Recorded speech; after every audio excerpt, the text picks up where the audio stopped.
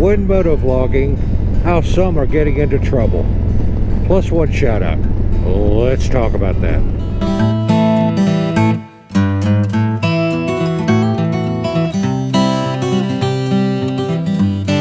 Good moto morning, beautiful people. Welcome to Kraken's Garage. I'm your host Eric, and on Kraken's Garage we discuss all good things on 2 and 3 wheels. On today's episode, we're going to talk about another moto vlogger that got into trouble and how that went down. It's a very interesting topic and kind of resonated with me to heed the warning.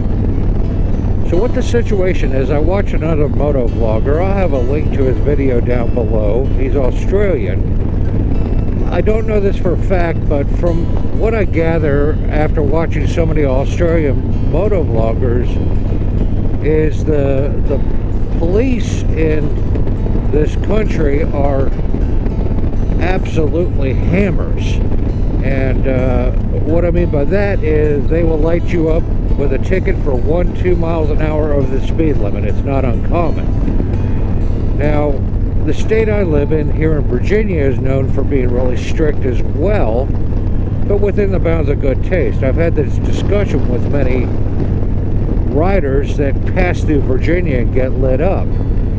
And when you're going down the highway, 3-5 miles an hour over the speed limit, you're okay. Although I would not recommend it if you're the only bike on the road. If you're riding in traffic, then you're liable to get picked out of the... It's unlikely that you'll be liable to be picked out of that crowd and given a ticket. But when you're the only vehicle on the road, my gosh, don't be an idiot. Do the speed limit or real close to it to keep yourself out of trouble. And the annoying part of getting points on your driving record and your insurance going up, as well as having to pay a fine. It's not fun. A little common sense goes a long ways on this issue. Now, where people really get into trouble in Virginia is when you're riding through these one-horse towns, and when they say the speed limit is 25 or 30 or 35, they mean it. And the local sheriff, all 1 or 2 of them in that one-horse town, are lighting people up accordingly. So respect the small towns. Don't go blasted through there. It's really common sense and simple advice to you. So moving forward, isn't this church beautiful? I need to stop and do a video on that one day. But what the situation is with this moto vlogger is he took down a lot of his videos because another moto vlogger on their community Facebook page posted that he's in a lot of trouble. He got a knock on the door from the police, and they said, after watching your videos, we have surmised that you have, I don't know the numbers exactly, something like 60 points against your driver's license, and you owe $77,000 in fines. So they offered him a deal. There's many levels to talk about on this topic. They offered him a deal and said, here's 10 points on your driver's license, and you only have to pay $6,000 or $7,000 in fines, and we'll wipe the slate clean. Now, to add insult to injury, this moto vlogger blurs out his speedometer on every one of his videos. And again, this is allegedly. I haven't gone back and looked at every single one of them, and nor am I going to.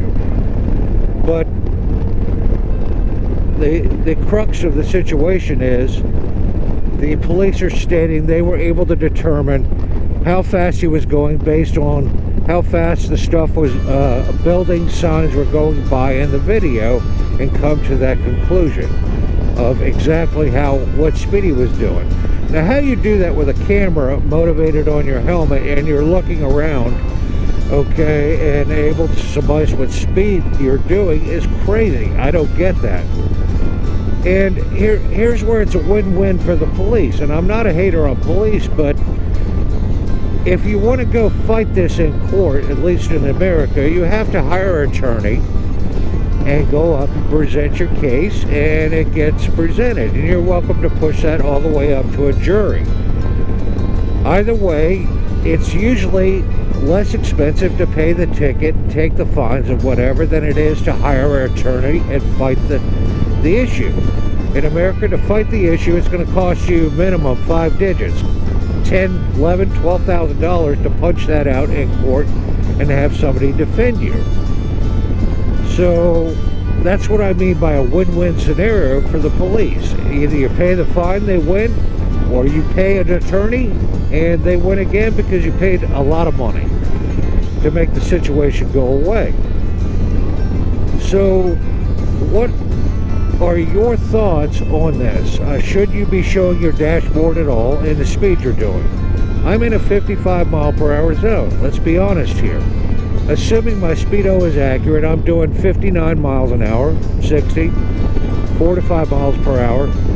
Could I be given a ticket for this very video I'm posting right now? Now, what this situation smacks of to me is something personal. Somebody had to alert the police, or I don't know, the motovlogger. Maybe he mashed on a policeman's toes, disrespecting him or something like that, and the guy said, okay, you know, I'm going to get you back, and built a case around his content and served it up, and they knocked on his door with a 10,000-pound gorilla issue with 60 points on your driving record, 77 grand and fines.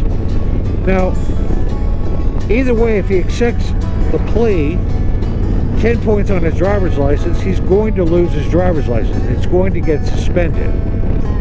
Here in the United States, I think it's 3 points before you have to go to court, and your license will be suspended. So you get 3 back-to-back tickets, depending on the severity of the tickets. If you're doing 100 miles an hour, that's reckless driving. You go right to the front of the classroom on getting the suspension.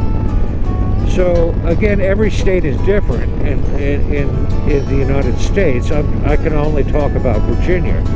But this is fascinating that you're liable for the content that you put up on YouTube. And I don't know, I mean, should you have to blur out the speeding signs as you go by? Blur out your speedometer? Or be smart about it and just hover right around the speed limit? So again, to me, this issue smells of personal vendetta. Somebody wanted a pound of flesh and they got it. Thus, I always make the statement, be kind to everybody. It's not hard, just be nice. Even the nasty people. Alright, I understand, sir. You have a fantastic day. I hope it gets better for you. And walk away. Walk away from these people. Some people are just nasty, you know? And just kill them with kindness and move on.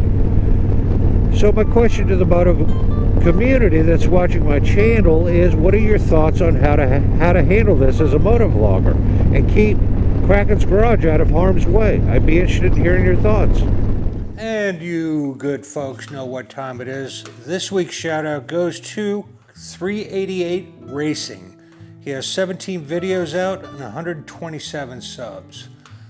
Craig is rocking a street glide for his personal ride, and this is actually a child YouTube channel for his parent channel, which is MSG Retired. Some of you may have heard of that, Master Sergeant Retired.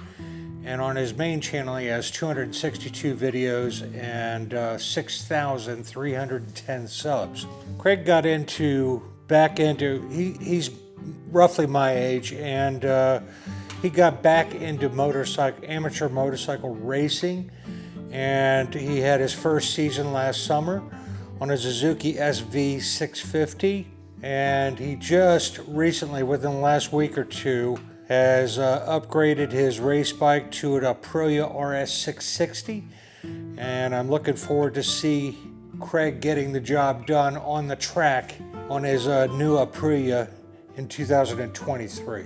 It's good to see us old dogs still getting the job done on 2 wheels, even on the track. So if you go by and check them out and you're a race fan, if you like them, maybe you should subscribe to them, and if you do, let them know that Kraken sent you.